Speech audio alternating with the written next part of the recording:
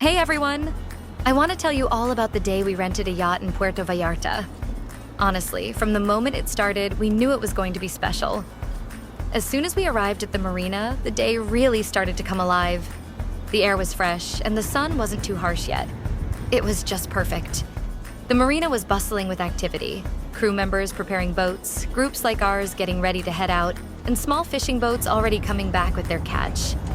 Everywhere you looked, there was movement. We met the captain and crew right at the dock, and they welcomed us on board. The yacht was incredible, spacious, clean, and ready for us. They gave us a quick rundown of the day and safety tips while we started to settle in. Everyone was putting on sunscreen, grabbing hats and sunglasses, and picking their spots on the boat. Some of us stayed up on the bow to catch the breeze, while others hung out in the shaded seating area. We had music playing, drinks in hand, and this buzzing energy that made you feel like this was going to be a good day. As we began to leave the marina, the water was so calm it looked like glass, reflecting the boats and the soft light of the morning. And then, as we made our way toward the open water, we spotted this massive cruise ship docked nearby.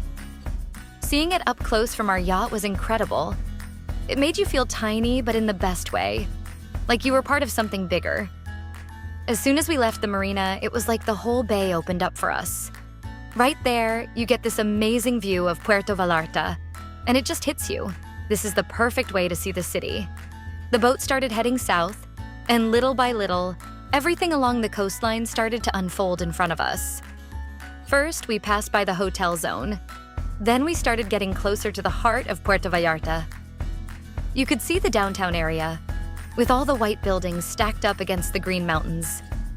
The Parroquia de Nuestra Señora de Guadalupe stood out immediately with its iconic crown. It's one of those landmarks you can't miss. As we kept moving south, we reached the romantic zone. The pier at Playa Los Muertos was the highlight. Its unique sail-shaped design stood out against the vibrant colors of the beach and the hills behind it. While we were gliding along, soaking in the sights of the romantic zone, the crew came over and asked if we felt like giving the fishing rods a go. We were all for it, so they handed them out with a grin and showed us the basics. We cast our lines right there as the boat moved smoothly through the water, and wouldn't you know it, we got bites almost instantly. In no time, we'd pulled in a couple of fish, small but shiny, flipping around in the sun. The crew was awesome, right there with us, helping us haul them up and gently setting them free.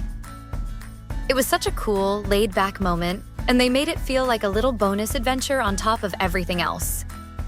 And by this time, we were already feeling the sun starting to warm up. The breeze coming off the water was perfect, and the drinks were flowing. The music was playing, everyone was chatting and pointing things out. It felt like the trip was really starting to come together. The boat continued south, and you could see Los Arcos way off in the distance, waiting for us. Not long after we passed the romantic zone and the pier at Playa Los Muertos, something unexpected happened that completely elevated the trip. The captain slowed the boat down and pointed toward the horizon.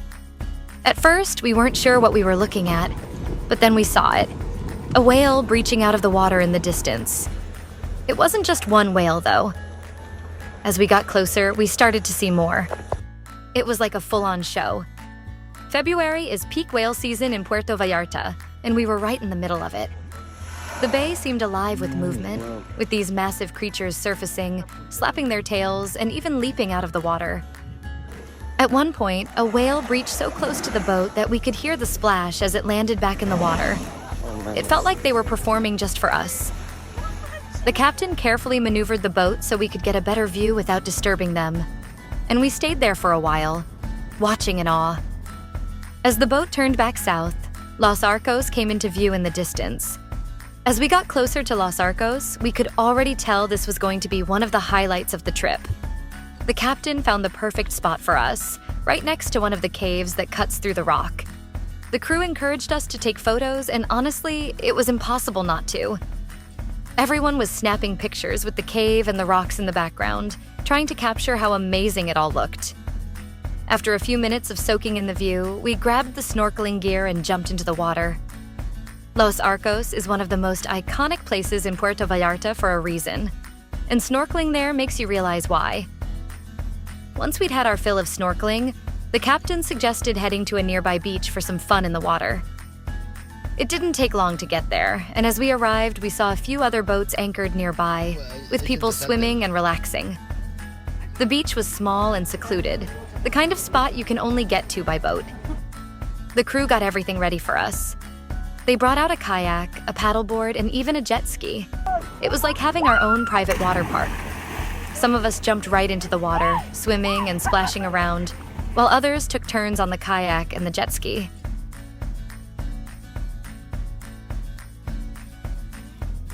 For those who wanted to chill, the boat was still the perfect spot.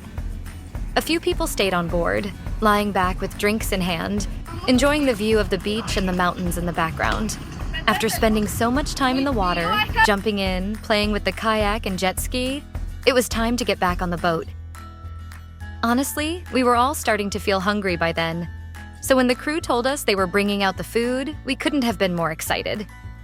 We had ordered everything ahead of time, but when they started setting it all up, it felt like a feast. There was fish ceviche, marlin ceviche, guacamole, fried shrimp, fried fish, and tostadas to top it all off. Everyone was laughing, passing plates around and saying, "This is so good." It wasn't just the food, it was the whole vibe.